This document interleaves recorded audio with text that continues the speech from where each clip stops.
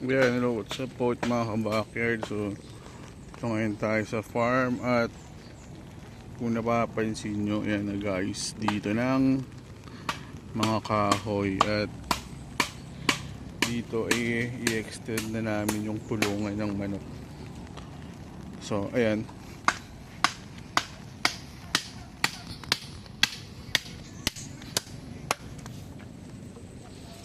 Ito, extend na to.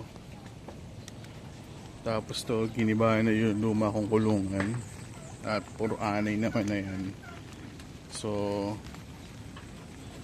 okay lang. Tapos kasi i-extend nila yung tag dito. Yung bubong para dito sa kulungan. So, ayan, kitang-kita na ngayon yung daanan papuntang Kambing. Ayan. So ito, nakakuha ko ng baging sa daan. Hinugot ko, pinulot ko na at bibigay ko sa mga kambing. So ayan, maulan ngayon. Kaya for sure hindi lalabas yung mga alaga natin. So ayan, ito i-extend tong kulungan na to para i-house namin yung mga manok. Kasi yung mga baka buhayin ulit yung free range na mga manok. Kasi ayun, dumadami na ulit yung mga manok. So kailangan din ng pang-ulam, sustainability. Yan. So stock natin ng pagkain ng kambing, corn silage. May ilang mga drum pa tayo. 1, 2, 3, 4, mga 5 siguro yan. Tapos ito, after nilang ayusin to, dahil ito kasi yung madalas na napapatakan ng ulan, kaya dumadapok tong kahoy.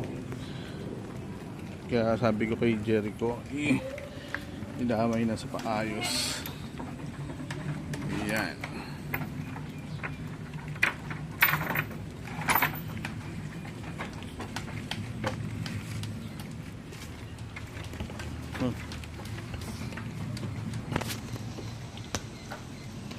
Walang ko muna itong payong ko.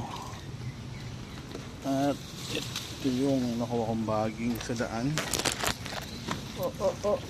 Sorry kung magalaw.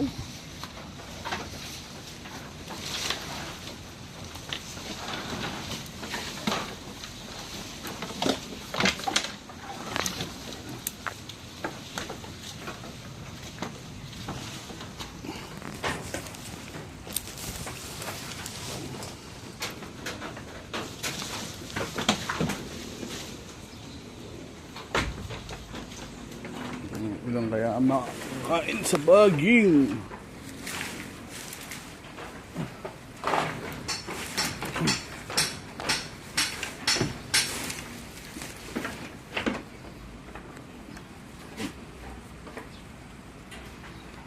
Sorry, konti lang kayong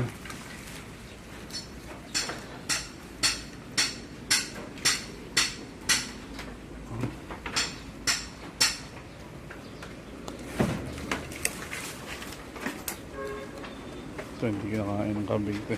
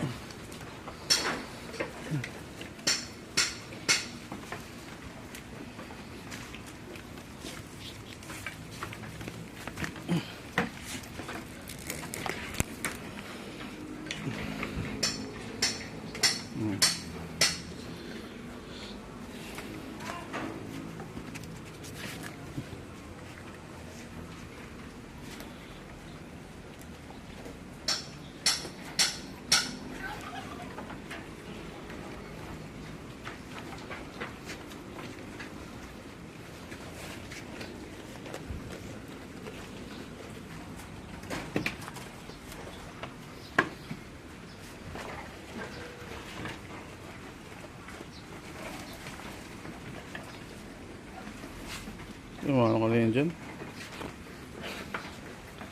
So yun lang. Salamat.